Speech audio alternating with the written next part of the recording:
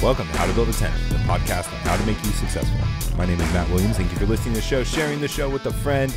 If you're part of the Fight Laugh Feast Network, over to flfnetwork.com. Put in HGPT in the memo field to get a sweet mug, just like in the background. You also get tons of great benefits, and you'll get a discount on the conference we'll be talking about in a second. And most of all, you'll be coming alongside of us to proclaim the lordship of Jesus in every area of life. If you may be noticing, I am sick. That's why I'm wearing my hat. I didn't want to do my hair. Last night I was in cold sweats, which is the worst. Cold sweats are the worst because you're freezing, but your body is sweating. And so the sheets get really cold and you don't want to get up because you instantly are freezing. And I'm one of those guys who's like always hot. So you're sick when it's freezing, but super congested. And if you can hear, it bugs me. It sounds disgusting to me in my throat. So I apologize ahead of time, but I still wanted to get one out if I could. I had energy. I'm living and breathing. So here we are. So one thing I did today or this weekend earlier on is build a ramp with my neighbor for their kid. He rides bikes. He plays with my son. And something I had when I was a kid, bike ramps, skateboard ramps. And it was just such a blast to see him. He's from Mexico, so he never had anything like that. I guess they just don't build stuff like that. But that was a really fun thing to do. And I didn't really even know how to make this specific one. But I just thought, yeah, you go for it, try it, YouTube it. We should do that more. If you are one of those people who won't do something unless you know you can do it perfectly or right, just try it. What's the worst that's going to happen? You fail. But at least you're learning. At least you're trying something new and branching out, stretching yourself. I think that's a really important thing for us all to be doing, is branching out, stepping out, learning, trying to learn new things, trying to gain skills. And if we do it in areas where there's not big consequences, maybe it'll start to trickle over where we get bigger rewards in our careers and our businesses and things like that. So conference coming up, Fight Laugh Feast conference. I'm really excited. I'm going to be there. It's in Nashville. It's going to be October 1st through 3rd. If you become a Fight Laugh Feast member, put in HGBT in the memo field, get that mug too. You'll get $100 off. You'll get $100 off the conference. So if you're going to the conference and you're not a club member, you need to get on that because you are going to be saving money doing that. And you're going to be supporting us and you'll get a sweet mug. So there's all those reasons. But also we have a platform. I'm telling you, it's getting more sketchy and sketchy. I had a YouTube video, one of my how to build a tent, where I was critiquing a TED Talk. Apparently can't do that. They just decided I can't post it. Usually they'll say it's a copyright infringement and you can't advertise or you share the advertising fees. But this one was like, nope, you just can't even talk about it. You can't even show it, which just goes to tell you how important it is for us to be independent and not worried about what other companies or people are thinking about us. Just like how we should be in the SBC as well. A lot of people are making moves like their superiors say so. It depends on it. What are you talking about? I don't know. It just seems like there's a lot of politics going on in the SBC, as I talked about, and we'll continue to talk about because it's really important. People saying things, doing things, circling the wagons. It's crazy. AD and I talked about it a lot in Reform Jellicle last week. If you haven't checked that out, highly recommend it. Taxes suck. And especially when you have multiple businesses, when you have partners, because you got to divvy up the write-offs and all that stuff. Especially when you have employees and you have to start quarterly predicting how much in taxes you're going to have to pay and pay in advance. Like, you think taxes suck paying for your, annually for yourself with personal income? Let me tell you, business taxes for a small business owner. I'm not even talking about big companies. Big companies, they love tax day. Usually they have a big team of lawyers that specialize in it and they can get off paying no taxes. GE, Amazon, all companies that did that. But yeah, taxes suck. Let me tell you, I've been doing that. I've been working on it the last couple of days, working with multiple accountants, with the business partners accountants, with our personal accountants, with business accountants. And luckily, I haven't had to do the payroll taxes of late. That has been the bright spot while I've been trying to do some of my taxes while I've been sick. Man, is my voice gross right now? It'd be really embarrassing if you guys can't even tell, but just someone who has to listen to myself talk every day, you really notice it.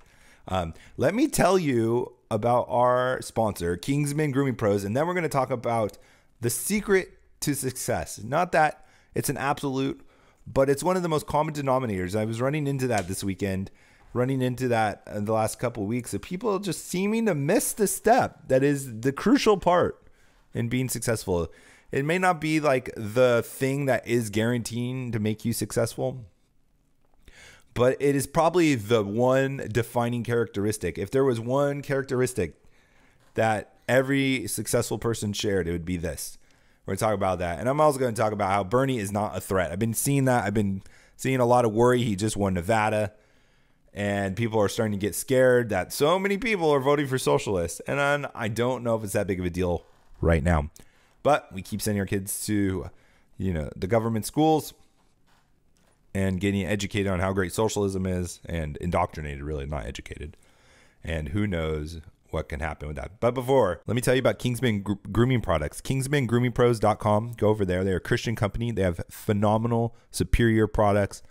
They have beard oils, beard balms, hair products, skin products, leather products, like your bags, boots, all that stuff. And you get 10% off when you put HTBT in the checkout promo code section. So you have 3 reasons why you need to go over there, check them out, and use them. You use these products already: hair products, beard oils, aftershaves, skin lotions, all those things. You already use them. Why don't you go and upgrade, get a better product, support a Christian company, and you get them 10% off? Like, how often are you going to get a discount to get a better product than what you have? And you are going to be supporting a Christian company. It's a win-win-win. You should be going over there right now, KingsmanGroomingPros.com, KingsmanGroomingPros.com. Show note has the link. Put in HTBT to get that 10% off. Save, get great products and that you're going to enjoy, and be blessing a Christian company and their families as they're trying to further the kingdom of God. Go over there, KingsmanGroomingPros.com. All right, this is the one trait that you need to have to be successful, or I should say, is the one trait that all successful people all have. And it's the one that gets least talked about, which is all the reason you need to know, or the reason why a lot of people aren't successful, is because no one likes this one. It's not a fun one. It's not people person. It's not you're good with money. It's not you're lucky. It's not all those things. It's hard work. And I've heard conversations lately about CEOs and how much they make, and are they really worth what they get paid? And we just have this idea of CEOs sitting back in their office, smoking cigars, drinking some scotch, but oh man, that would be great. And throwing darts at the dartboard, not doing anything. But especially CEOs of smaller companies, but larger companies too, you are non-stop working. You are sales, you're traveling, you're away from your family. You have the pressure of making the right decisions. Everything falls on you. You're responsible for the whole company. Not only are you selling to people outside the company, but you're leading the company internally, your employees. You're painting a vision. You're making strategic decisions on what to invest in, what not to invest in. There's so much that weighs on you.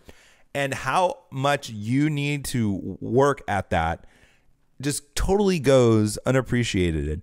You have to be constantly learning. You have to be constantly studying. You have to be constantly looking at the markets. You have to be totally evaluating and be on top of your game. If you miss one thing, it can be steering your company down the drain, because a CEO level position is making huge decisions that are affecting the company. It's not just like, it's something that's going to delay a product rollout, but it could be something that you invest in the completely wrong company, the completely wrong project or software, depending on what size of company you are.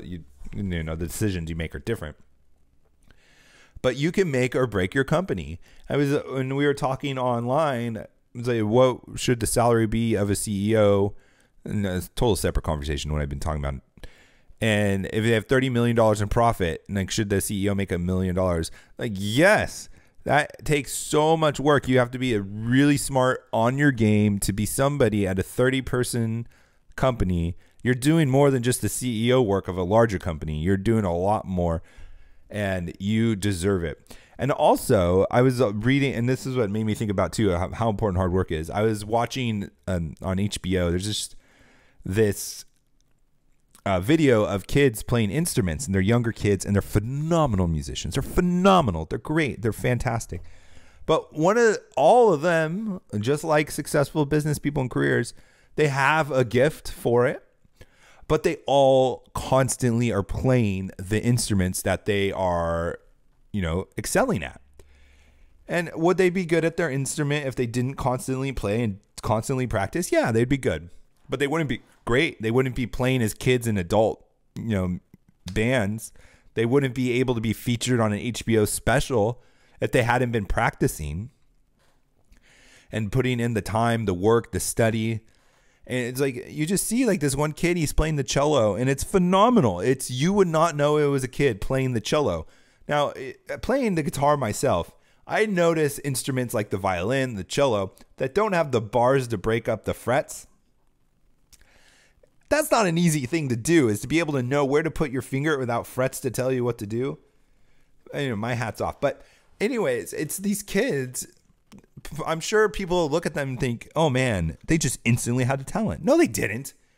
I mean, they have the talent, but they also have the hard work that goes in with it. And so I want this to encourage you. That is to say, is if you don't think that you're the best at something or the most capable or even the top 10%, that's not the number one thing you need to have to be successful. It's hard work. Putting in the time, learning, persistence, perseverance, taking the time to learn, taking the time to work hard, to invest, to put in the extra time is what's going to make you successful. It's not your intelligence. It's not the luck of the draw. It's not where you live. All those things help. I'm not saying to be stupid. I'm not saying to not look at where you live, not to look at who you work with, not all these things. But you have to have hard work. So if you feel or think, if you, after evaluating yourself, looking and doing an internal audit of yourself, if you could say, I could be working a little harder, then do it. And I'm going to caveat this because I don't want you to do this, is say, okay, I need to forget all my other responsibilities and my priorities and work hard and sacrifice all those things. Family, friends, wife, husband, son, daughter, church. You got to keep your priorities in check. But that doesn't mean you can't work hard at what you do. And for those of you who don't work hard, you know what I'm talking about. All that social media time. What can you be doing with all that social media time that you're doing? Or all that time playing video games. What else could you be doing besides playing video games? And I'm not saying if you are trying to make video games your career that you shouldn't do that. I'm all for video games as a career. If you can make it and have money and provide playing video games, more power to you. But I'm talking about the majority of us who are not good at video games. I'm one of those guys who always ended up getting killed or destroyed in those shooter games by young 8-year-olds. That was my sign that I wasn't going to make it in the career of video games. Oh, excuse me. Another thing that I think is important too is learning new skills as you go should be expected, not a surprise. So as you're putting in the hard work, as you're trying new things, as you're taking new risks, as you're stepping up to a new position, you're going to have to adapt. You're going to have to be agile. And that includes learning new skills. And you're going to have to learn how to do new things as you go that you wouldn't think you needed to know. And that's okay. And you should be prepared for it. And you should be excited about it. It's okay not to know everything as you're going into something. In fact, you are probably going to be more successful if you're willing to go into something knowing you don't know it and then learning as you go than someone who's not going to step out and take a risk or take a step into a direction unless they know everything. Because how often does that happen? You're never going to try anything. So it's better to go try and fail, and with a chance that you might succeed, you might learn some things, you might become a better person, you might become a better business person, than to not try at all just because you don't have it all figured out. All right. Now, the last thing I want to talk about today before I have to go, lay in bed and blow my nose and take 1,000 Advil. No, I'm just kidding. I don't like taking medicine. Bernie is not a threat yet. And I say yet for a number of reasons. But one of the main ones is kids aren't enough. From what I see, a majority of his base is young people. And I think that is the only group that Bernie's going to get. Maybe 10, 15% of other people. Bernie is not going to make it. He's not. I'd be surprised if he gets out of the Democrat Party. I'm not saying that even the super delegates aren't going to kick him out and have somebody else in. Someone at the convention. Like I said, I think Pete Buttigieg is one of their picks. But hey, maybe he's like a Bush and just dies off. But I don't think kids are enough from the demographics yet. And we'll see the swings and things like that. But I just don't think it's enough. And the second thing is his whole candidacy, his whole argument gets destroyed when you simply ask this question. What's different about the socialism you want to implement than the ones that we've seen throughout all of history? Every other time it's been attempted, it's failed. And every single time it's been tried, it's been said, oh, it's going to be different this time. Well, tell me, give me details. Give me one thing that is different from what you are going to do than the rest of these countries that have failed, that have impoverished, that have left people hungry, bankrupt, taken their companies, taken their assets. What are you going to do different? And he can't answer that because there is nothing different. And you don't think Trump's going to know that? You don't think Trump's going to say those things? He's going to destroy him. And the only people that are going to stay loyal to Bernie are Bernie supporters right now. The avid ones that are having the signs out, having their hats. And a majority of them are young people. And that's not enough. You think about when you talk about like Pete Buttigieg and like, oh, he's not going to get the black vote. And that's going to be it for him. He's not going to win. That's just a black vote. But imagine not getting anyone over 24. Right? Bernie cannot win. He's not going to win. It's not like I'm underestimating him. It's just the facts. Like people that haven't been going through this last round, this last cohort of liberal socialist influence and indoctrination, they're not there. 30 years and older, there's no way they're not there. They're not Bernie people. That's what I see. That's what I think. I'd love to hear from you what you think. Matt at howtobuilda10.com. Find me on all the social media sites, howtobuilda10. I, again, apologize for how I sound. I apologize for being sick, but I just wanted to get something out there. I wanted to be I want to be hardworking, and I wanted to respect all of you guys that are faithful listeners that I appreciate and come listen every day. So I hope you had a great weekend. I hope you have a great Monday. We'll talk to you tomorrow. God bless.